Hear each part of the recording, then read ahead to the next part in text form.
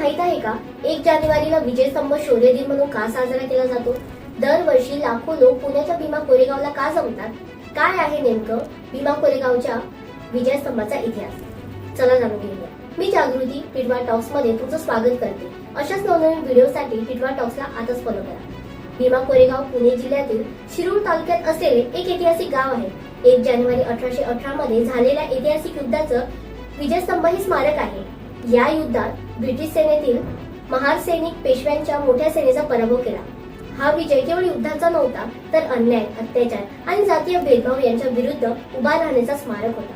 Doctor Babasaheb आंबेडकरांनी विजयस्तंभाला दलित समाजाच्या आत्मसन्मानाचं प्रतीक म्हणून ओळख दिली. भीमा कोरेगावचा इतिहास नव्या पिढीपर्यंत पोहोचला.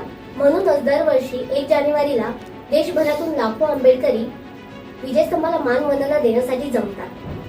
समता, स्वातंत्र्य आणि बंधुत्वाचा संदेश देतात. भीमा कोरेगावचा विजयस्तंभ फक्त दगडाचा मनोरा नाही, तो आहे पिढ्यानपिढ्या संघर्ष आणि स्वाभिमानाचा इतिहास, अन्यायाविरुद्ध उभा राहिलेला जिवंत साक्षीदार. जय भीम.